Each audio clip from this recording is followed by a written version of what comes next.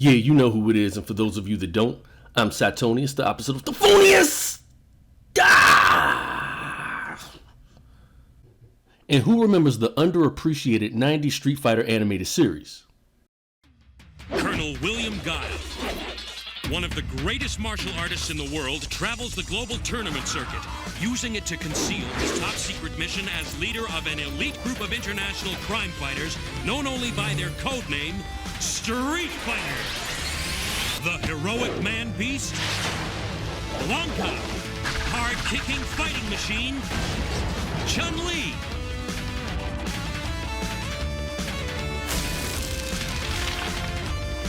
And a team of the most amazing warriors ever seen have joined forces with Guile to combat the criminal empire of Shadaloo and its superhuman leader, Bison.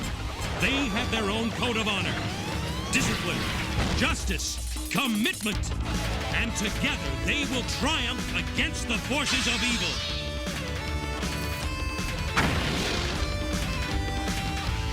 Street Fighter! What the hell is even that? No, not that shit.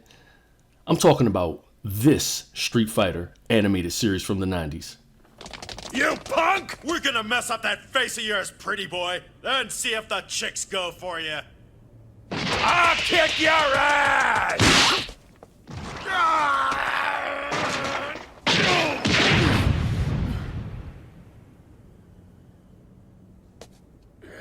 Bastard, I'll tear your stinking heart out!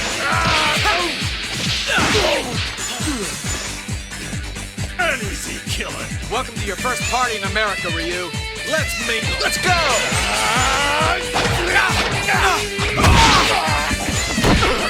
Yes!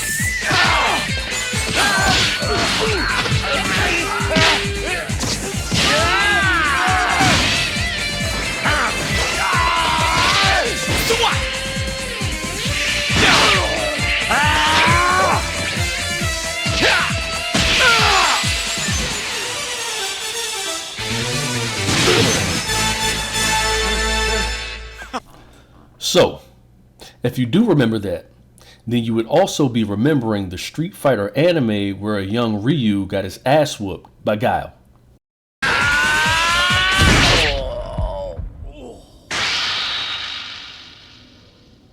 Now buzz off, punk! And don't come back! All right!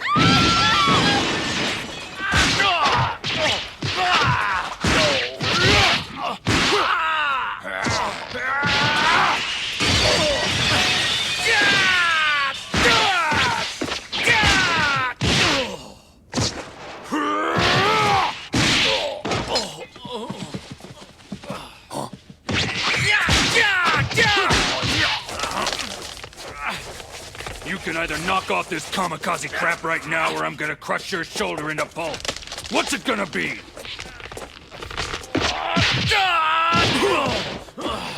Why, you little shit! You beg for this, you little jerk! And the finish!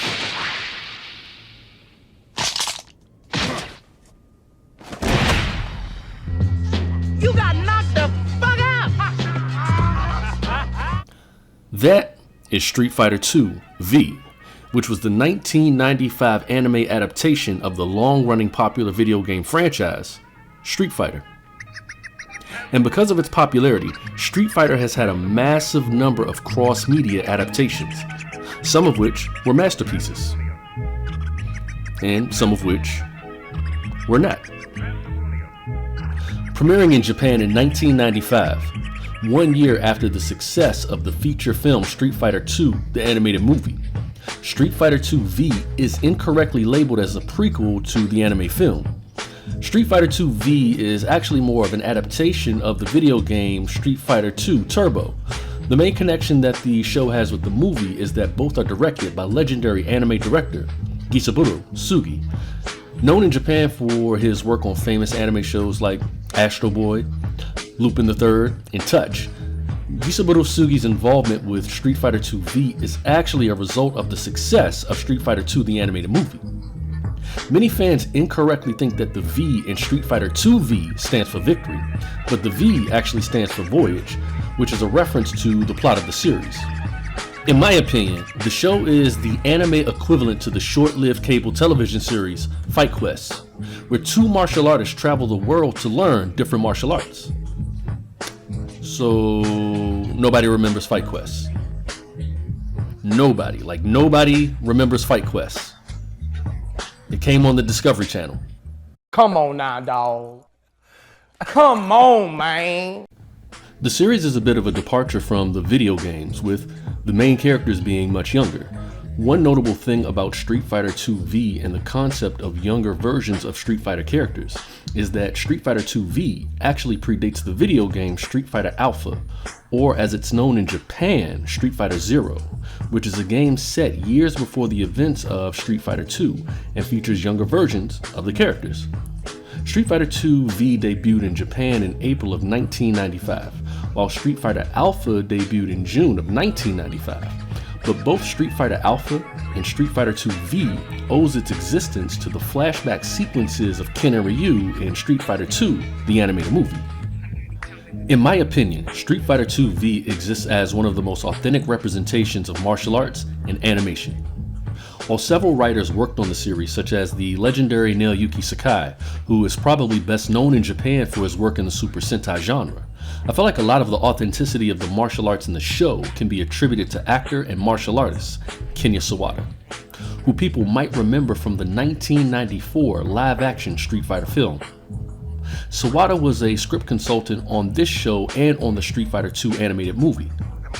Each character in the series represents a different style of martial arts, with Ken and Ryu representing traditional karateka, or men of karate. Their fighting style seems to be a mixture of several forms of traditional karate, including Ishin-ryu, Shotokan, and Kyokushin. According to original Street Fighter game designer Akira Yasuda, he based Ryu on legendary martial artist and Kyokushin creator Masoyama. References to Masoyama are sprinkled all throughout the series, with things like Ryu's superhuman resilience, and Ken chopping the horns off of a bull serving as respectable homages to the legendary feats of Masoyama. Hell, Ken and Ryu themselves are references to martial arts. In Japanese karate, Ken means fist. An example of this is the Shoryuken or Rising Dragon Fist. And Ryu means school or system within the context of karate, such as Goju Ryu or Wado Ryu. One thing that stands out to me about the series is Ryu's dachi, or fighting stance, specifically his ken, or fist, which has the thumbs tucked against the index finger as opposed to how most people hold the thumbs across the fingers. This fist is most commonly seen in the system of Ishin-ryu karate. Ken and Ryu are the main characters of the series and exist as complete opposites as far as their personalities. Ken is wealthy, worldly, and cocky, and Ryu is a working class country bumpkin. The main connection between the two is their love of fighting and martial arts and each other. Ha! Gay! Now, I don't know how male friendships operate in Japan, but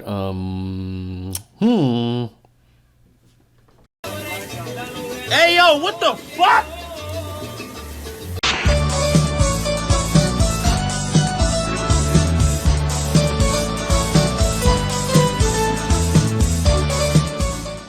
In my opinion, Ryu actually has the most development in the series. His loss to Guile is what sparks the plot of the show, and he's the first character to learn about Ki, which winds up being the framework for much of the plot of the series. Ryu was voiced by Skip Stelrich, who continued to voice Ryu in every 90s anime adaptation of Street Fighter, starting with the animated movie in '94 and ending with Street Fighter Alpha in 1999. Ryu's personality is one of the most changed things from the source material. In this show, he's more of a typical shonen style character, as opposed to a stoic martial artist like in other Japanese Street Fighter media. Ryu is a battle-hungry, optimistic, and always ready to eat type of main character. He's Goku. They made the motherfucker Goku. Ryu is also the focal point of some of my personal favorite episodes of the series, such as Episode 6, Appearance of the Secret Technique. Ryu meets an old kung fu master at a mall in China who uses qigong to revitalize his old dying body. Ryu is impressed, and the old man teaches Ryu about Kiko, or qigong.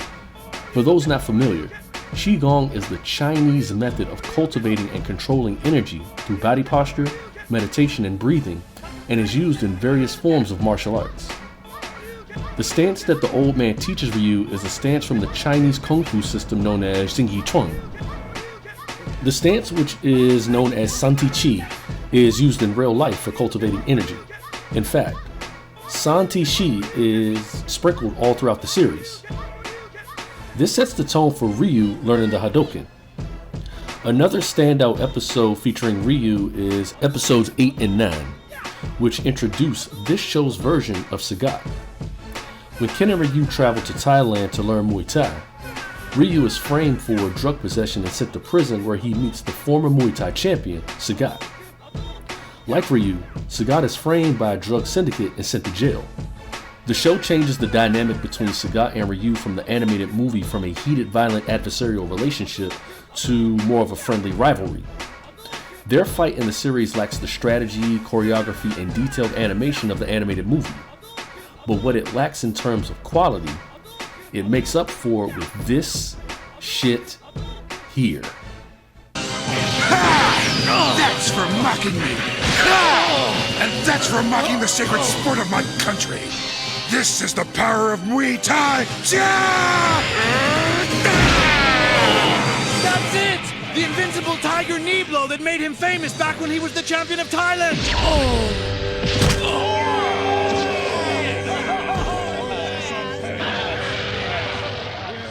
The episode The Legend of the Hadoken features Dalzeen, who is voiced by a pre-Cowboy Bebop Stephen Blum. Yes, that Stephen Blum.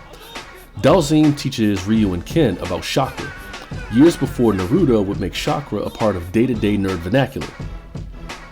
Dalzeen's introduction into the series is probably the most significant turning point for the show. The second half of the series is the strongest in my opinion. The first half of the show seems unfocused after episode 2, with not a lot moving the story forward. Episodes in the first half of the show have this weird Miami Vice meets the Hardy Boys type of vibe, with Ken and Ryu breaking up drug syndicates and fighting street gangs, all things that have very little to do or enhance the Street Fighter mythology. What's interesting about Street Fighter 2 V is that it's the first form of Street Fighter media that explains and elaborates on the concept of Hado.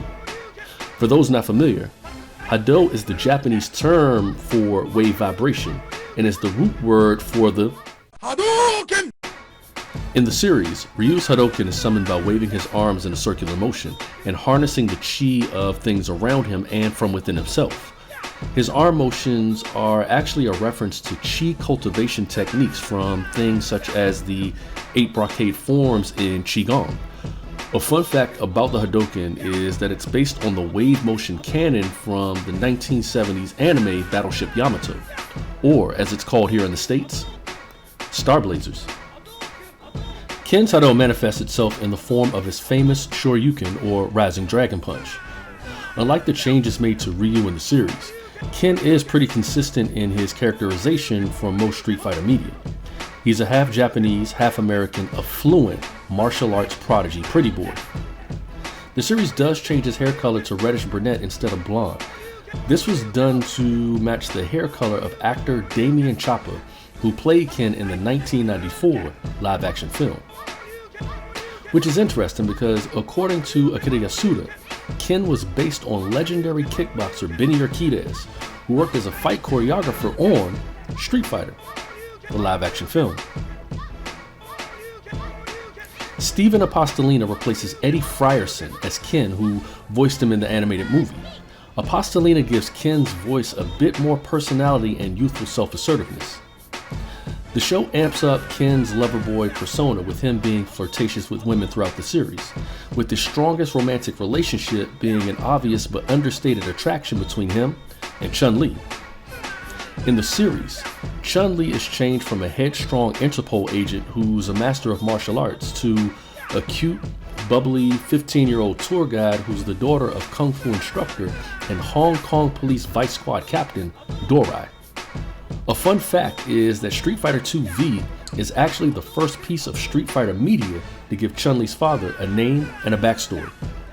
Chun-Li was voiced by well-respected voice actress Leah Sargent, who reprises the role from the Street Fighter II animated movie. Anime fans might also recognize her as the voice of Judy from Cowboy Bebop, and as R. Dorothy Wainwright from The Big O. One of the best fights in the series revolves around Ken's feelings towards Chun-Li. When Ken, Ryu, and Chun-Li travel to Spain, they meet this series' version of Vega. In the show, Vega Fabio Lacerda is a descendant of the House of Lacerda, who in real life is one of the wealthiest aristocratic families in European history. Vega is an 18-year-old celebrity matador by day and a sadistic cage fighter by night, who's also a master of ninjutsu. Yeah, did y'all know that Vega was a ninja? Cause I ain't know that shit. Vega develops an obsessive attraction to Chun-Li and uses a hypnotic toxin to put her into a trance. Vega challenges Ken to a duel to the death over Chun-Li because he views Ken as an obstacle to winning her affection. The face-off between Ken and Vega is one of anime's most underrated fights. Violent, bloody with the creepy atmosphere, this fight is the pretty boy battle royale. While not as iconic as the match between Chun-Li and Vega, this is probably the most vicious and bloodthirsty fight in any Street Fighter anime adaptation. Ken is slashed, stabbed, and punctured in ways that are actually difficult to watch. I also wonder how Ken survived the amount of blood that he had to have lost during that fight, but whatever. Ken does beat Vega using a pre-Hado version of the Shoryuken. But it's important to note that the first time that Ken uses the Shoryuken in the series on a Street Fighter character is during his match against Fei Long in episode 5. The English version of the series actually removes Ken saying Shoryuken during his fight with Fei Long, and most fans of the series think that the first time he uses the technique is against Vega. The fight between Ken and Vega is also where we get our first glimpse of the series' main villain, Bison. This version of Bison is mostly unchanged from the video game and animated movie. He's a megalomaniacal crime boss who wants to take over the world and uses an eagle head statue as his source of power. Wait, what? Hey yo, what the fuck?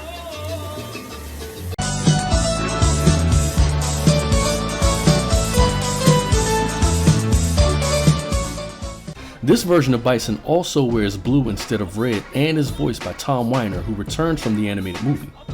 Much like the animated movie, Bison wants to use the world's best martial artists as brainwashed enforcers for Shadaloo, because kicks and punches are more effective than guns and bombs? Like what? Once Bison and the threat of Shadaloo enters the show, the stakes for the characters increase dramatically. When Bison kidnaps Ken and Ryu, Ken's father hires Guile and Nash to rescue them. Nash is a character that was first introduced in the Street Fighter Alpha video game that debuted as this show aired in Japan. This is actually Nash's animation debut. Unlike his design in the Alpha video game, this version of Nash is modeled after French actor Jean Reno, who's probably best known from the 1994 film Leon the Professional. This version of Nash is still Guile's best friend, and this version of Nash is still brutally killed by Bison. The final episodes of the show switch from a globe-trotting adventure show to an alternate universe rehash of the events from the third act of the animated movie. This was done due to the low ratings of the series. Street Fighter II V wasn't very well received in Japan. In fact, it was one of the first major failures of the franchise in the 90s. Originally, Street Fighter II V was intended to span multiple seasons and introduce other Street Fighter II characters such as T-Hawk, DJ, E Honda, and Akuma, who actually appears throughout Season 1 as a background cameo. But due to its poor reception, the budget was slashed and the ending of the first season was adjusted to reflect elements of the more popular animated movie. Just like the animated movie, the final episodes of Street Fighter II V deal with the power of friendship and mind control. Instead of a brainwashed Ken fighting Ryu, we get a brainwashed Ryu fighting Ken. We also get this show's version of Guile vs. Bison, and it ends exactly the same.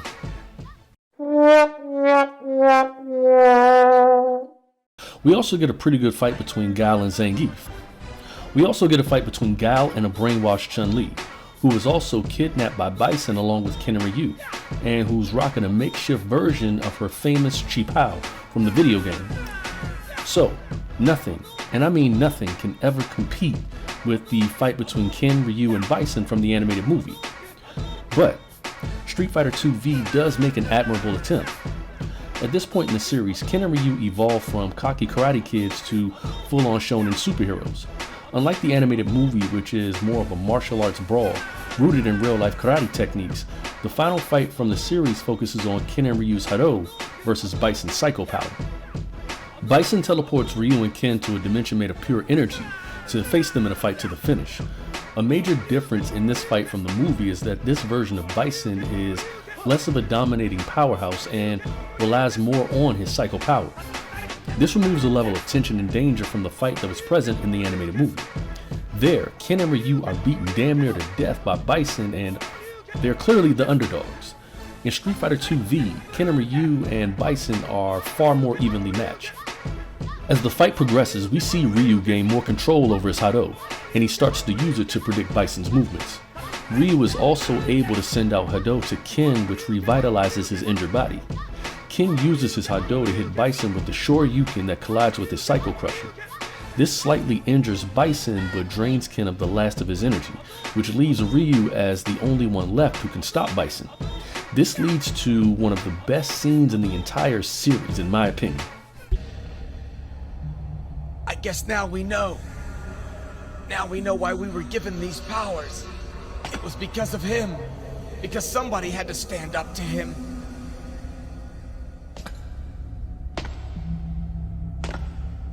I hear you, buddy. Try and rest. You want me to stand up to him? Then that's what I'll do!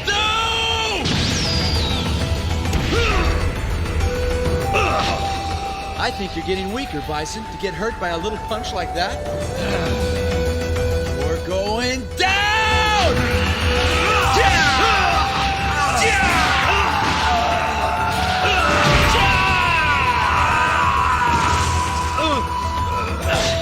This one is for Chun-Li! Whirlwind Hurricane Kick! This is for what you did to Ken. Rising Dragon Punch! And this one is for me, Bison!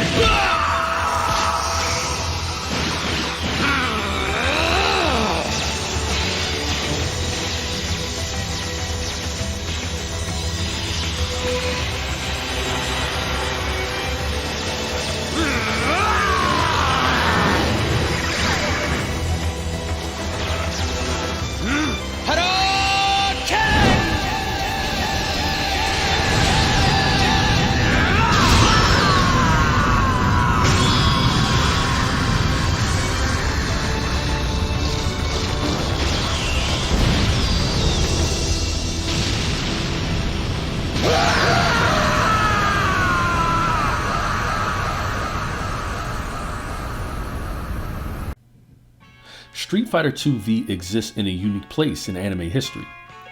It's a TV show about characters from one of the most popular video game franchises of all time. But it's also one of the least remembered and least understood. Street Fighter II V is far more character-driven and philosophical than it's given credit. It's a series that explores what it means to be a true martial artist.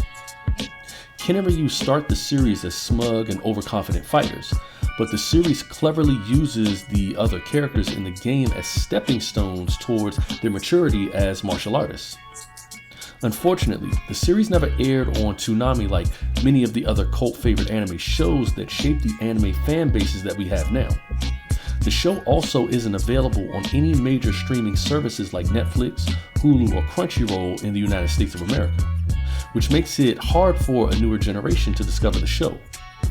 While the series was a disappointment in Japan and a hidden gem in the United States, Street Fighter II V was actually incredibly popular in Brazil, being one of the country's most well-loved anime TV shows of the 90s.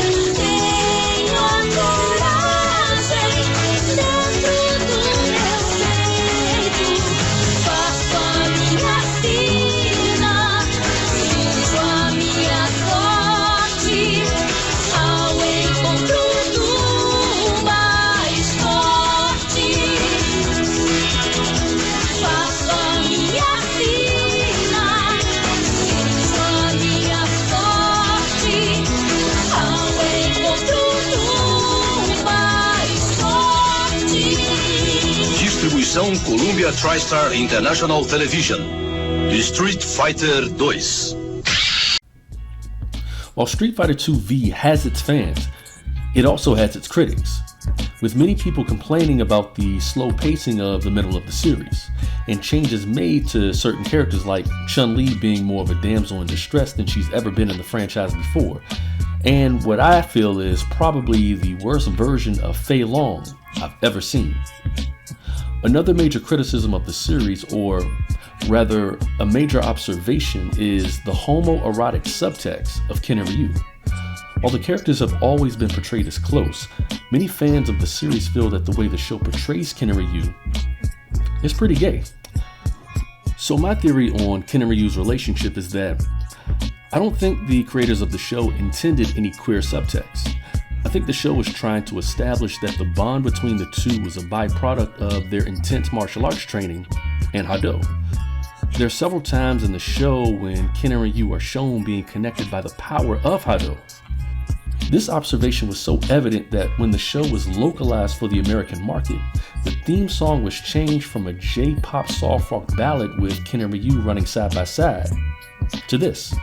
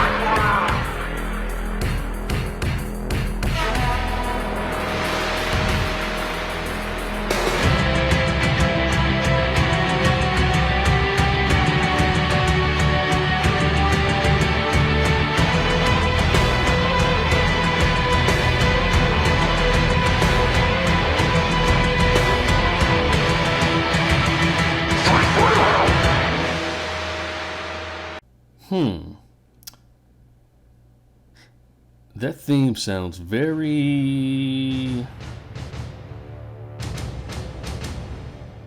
familiar.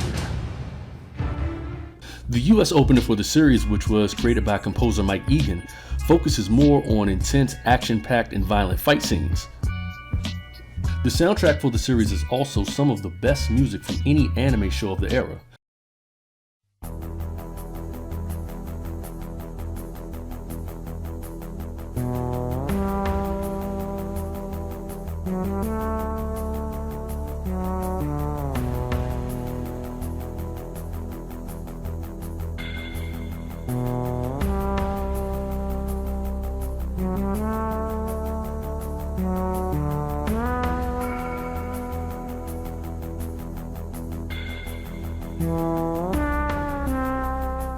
And that mixes music elements from different cultures to emphasize the international travel aspect of the series.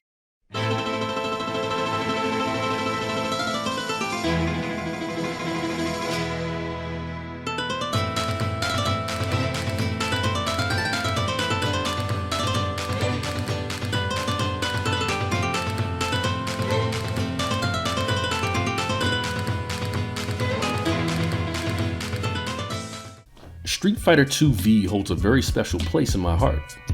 I discovered the series in the summer of 1997, when I was 16 years old, right in the prime of my journey into discovering anime. I remember walking into a Blockbuster one Friday night and seeing a VHS copy of what I thought was a prequel to the animated movie. What I discovered was a series that had the potential to be one of the most definitive and innovative reimaginings of a video game franchise of all time. While I wouldn't consider myself a die-hard gamer, Street Fighter was one of the video games I played a lot as a kid, and like many kids of my generation who grew up in the 80s and the 90s, Street Fighter was probably one of the most important entertainment franchises of all time. Had the series continued, it would have been interesting to see how they handled things like the introduction of Akuma, the Dark Hado affecting Ken and Ryu, and how other Street Fighter characters would evolve into their more familiar interpretations.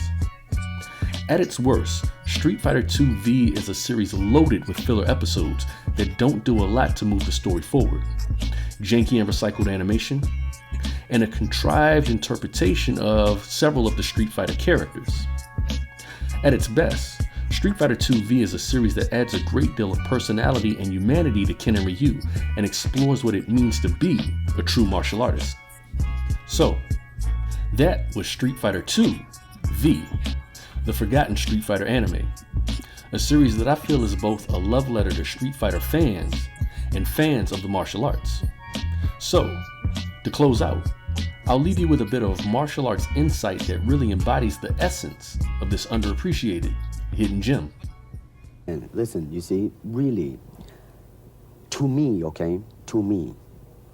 ultimately, martial art means honestly expressing yourself. Now, it is very difficult to do. I mean, it is easy for me to put on a show and be cocky, and be flooded with a cocky feeling and then feel like pretty cool and all that. Or I can make all kinds of phony things, you see what I mean? Blinded by it. Or I can show you some really fancy movement. But to express oneself honestly, not lying to oneself, and to express myself honestly, that, my friend, is very hard to do. And